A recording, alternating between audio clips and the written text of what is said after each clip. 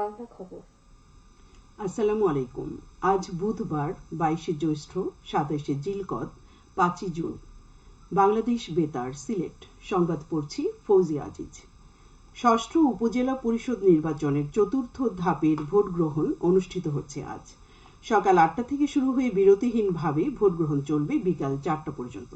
এ ধাপে সিলেট বিভাগের 7টি উপজেলায় ভোট গ্রহণ অনুষ্ঠিত হবে। উপজেলাগুলো হলো সিলেট জেলার জকিগঞ্জ ও কানাইঘাট, সুনামগঞ্জ জেলার সদর, শান্তিগঞ্জ ও মধ্যনগর এবং হবিগঞ্জ জেলার চুনারুঘাট ও মাধবপুর। অবাধ, সুষ্ঠু ও শান্তিপূর্ণভাবে নির্বাচন অনুষ্ঠানের লক্ষ্যে বিজিবি মোতায়েন করা হয়েছে। আগামী 7 জুন পর্যন্ত নির্বাচনী এলাকায় শান্তি শৃঙ্খলা রক্ষার্থে বিজিবি মোবাইল ও স্ট্রাইকিং ফোর্স হিসেবে কাজ করবে। এছাড়া সোমবার দিবাগত মধ্যরাত থেকে আগামীকাল মধ্যরাত পর্যন্ত মোটরসাইকেল চলাচলের উপর নিষেধাজ্ঞা রয়েছে। গতকাল রাত 12টা থেকে আজ রাত 12টা পর্যন্ত taxi, cab, pickup van, microbus, truck চলাচল বন্ধ থাকবে। তবে এই নিষেধাজ্ঞা রিটার্নিং অফিসারের অনুমতি সাপেক্ষে প্রতিদ্বন্দ্বী প্রার্থী, তাদের নির্বাচনী এজেন্ট, পর্যবেক্ষকদের ক্ষেত্রে শিথিলযোগ্য। নির্বাচনী সংবাদ সংগ্রহের কাজে নিয়োজিত সাংবাদিক, নির্বাচনের কাজে নিয়োজিত কর্মকর্তা কর্মচারী, আইন শৃঙ্খলা রক্ষাকারী বাহিনীর সদস্য, নির্বাচনের বৈধ পরিদর্শক, অ্যাম্বুলেন্স, ফায়ার সার্ভিস, বিদ্যুৎ, গ্যাস, ডাক, টেলিযোগাযোগ কার্যক্রমে ব্যবহারের জন্য উল্লিখিত যানবাহন চলাচলের ক্ষেত্রে নিষেধাজ্ঞা প্রযোজ্য হবে না। এদিকে হবিগঞ্জের চুনারুঘাট ও মাধবপুর উপজেলায় ইতোমধ্যে নির্বাচনের সকল প্রস্তুতি সম্পন্ন হয়েছে।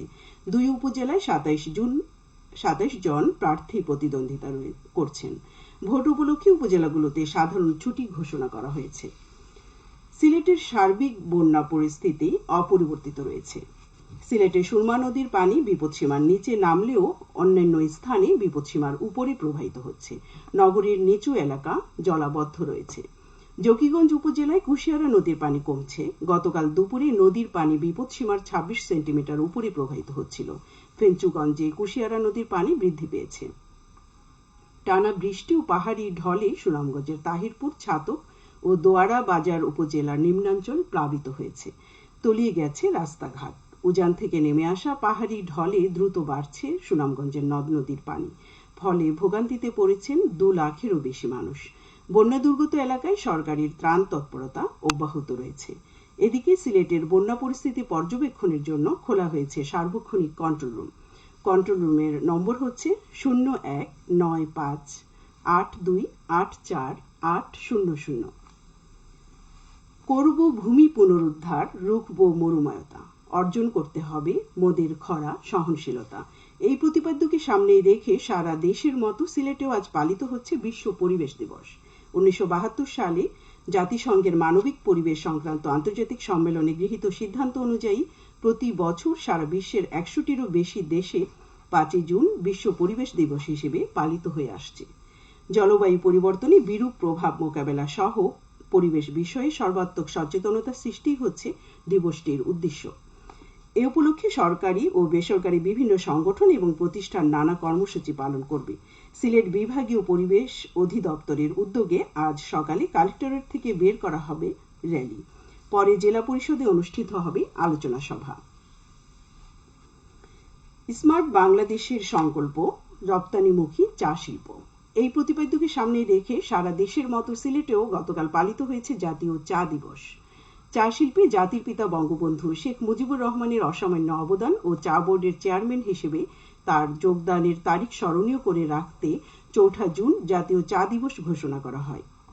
এ উপলক্ষে মৌলভীবাজারের শ্রীমঙ্গলে আলোচনা সভা ও র্যালির আয়োজন করা হয়। সভায় বক্তারা বলেন, চা শিল্প টিকিয়ে রাখতে হলে চা শ্রমিকদের জীবনমান উন্নয়ন করতে হবে। মালিক, শ্রমিক ও সরকার এক হয়ে কাজ করলে দেশে চা শিল্পে বৈপ্লবিক পরিবর্তন আনা সম্ভব। সারা বিশ্বের মতো গতকাল বাংলাদেশে পালিত হয়েছে শিশু আগ্রাসন নিরোধ দিবস।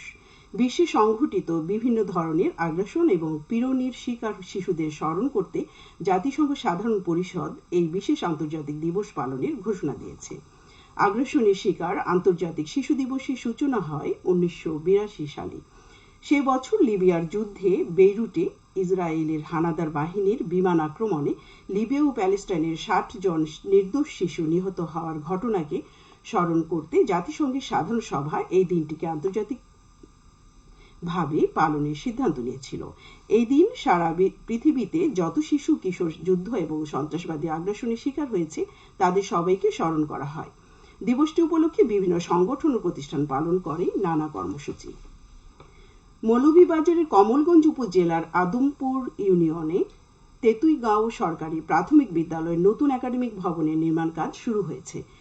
এলজিইডির তত্ত্বাবধানে ভবনটি নির্মাণে ব্যয় ধরা হয়েছে 84 লাখ টাকা। একাডেমিক ভবনের নির্মাণ কাজ সম্পন্ন হলে এলাকার শিক্ষার্থীদের শিক্ষার সুযোগ সুবিধা বৃদ্ধি পাবে। খেলার খবর ক্রিকেট। সুনামগঞ্জে জগন্নাথপুর উপজেলার মিরপুর স্টেডিয়ামে ফুটবল টুর্নামেন্টে গতকালের খেলায় ৪ নং ওয়ার্ড ১-০ গোলে ৯ নং ওয়ার্ড ফুটবল দলকে পরাজিত করে। সবশেষে আবহাওয়া। আজ বেলা ১টা পর্যন্ত পূর্বাভাসে বলা হয়েছে সিলেট ও পার্শ্ববর্তী এলাকায় পশ্চিম উত্তর পশ্চিম দিক থেকে অস্থায়ীভাবে ঘন্টায় সর্বোচ্চ ৬০ কিলোমিটার বেগে ঝোড়ো হাওয়া বয়ে যেতে পারে। সেই সঙ্গে হতে পারে বৃষ্টি অথবা বজ্রসহ বৃষ্টিপাত। এসব এলাকার নদীবন্দর সমূহকে ১ নম্বর সতর্কতা সংকেত দেখিয়ে যেতে বলা হয়েছে। আজ সিলেটে সূর্যোদয় হয়েছে ৫টা ২ মিনিটে এবং সূর্য অস্ত যাবে সন্ধে ৬টা ৪০ মিনিটে।